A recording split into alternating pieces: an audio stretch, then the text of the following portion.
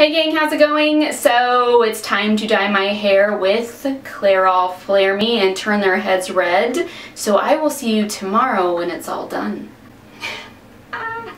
So this is how it looks. Alright, let's talk about what I did. So I got home from the gym this morning and that's why I probably look a little sweaty. But first and foremost, you guys, this dye scared the crap out of me. It is nearly black. And even like when I mixed it with the developer, it looked nearly black. And I was worried. I kept checking the tube to make sure that I had the right dye. I heard of some kids growing up playing these pranks where they would switch the dye with the box. So here you're thinking that you're getting a blonde hair dye and you're really getting a black, you know, or whatever. And so ever since then I've been super paranoid and I always check the bottle as well as the box. But this time I was like certain that I had the wrong dye. So fortunately all of it fit in my little squeezy bottle here. It was 8 ounces of product because I had 2 boxes of dye, which each were 2 ounces, plus the 2 ounces of the 10 developer that is required to be used with this dye, which made 8 ounces, and it all fit here and it worked really well. It's not a super thick dye, it's a thicker dye, but it's not so thick that I couldn't use the squeezy tube. Ooh.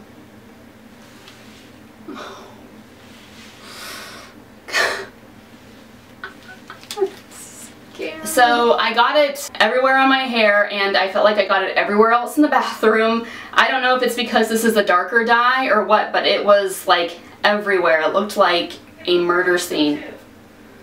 What? Where's my swimsuit? The one thing that has been my saving grace when dyeing my hair are these wipe off hair color removers. You must get the 50 pack because I used to buy like the small packages of however many, 1, 2, 3, 4. No, you need all 50.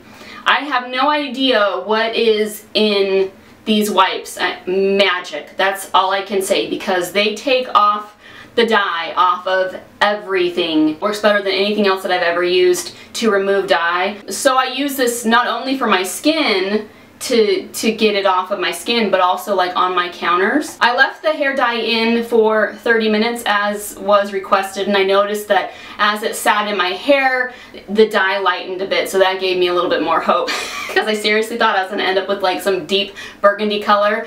Now this is deeper than what I'm used to, and I don't technically like how deep this is, but I do want to give it a few days, of course, to see how I like it, if my feelings about it changes. I like to stay around level 7 hair dye, and I want to say, I don't know you guys, like this is like a solid level 6, maybe level 5. I'm also gonna go back in and highlight my ends.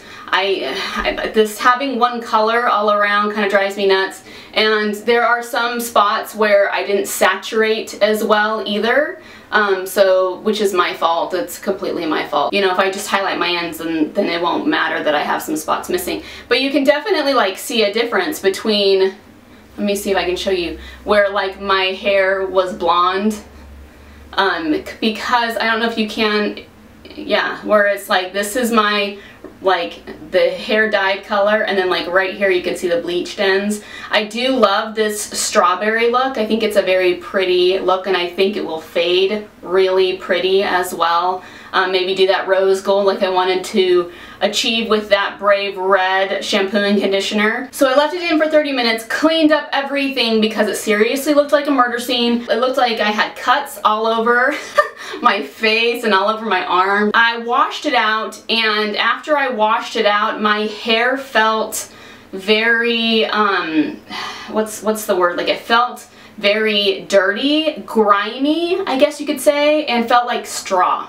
So I used my Shea Moisturizer sulfate-free shampoo, and that helped a lot. I felt like it was just like buildup everywhere. It just felt kind of grimy, and so I rinsed that out. That worked great, and then I just put in a regular conditioner. That's the one bummer about buying Sally's dyes, is they don't come with like the whole kit with the developer and the gloves and the leave-in conditioner afterwards. Even after doing all that, there was still like pink water. I have a feeling this is going to be one of those continuously bleeding hair dyes, as my other red hair dyes have been, which is fine because I'm used to it, but at the same time I'm kind of tired of it. So here is how it looks.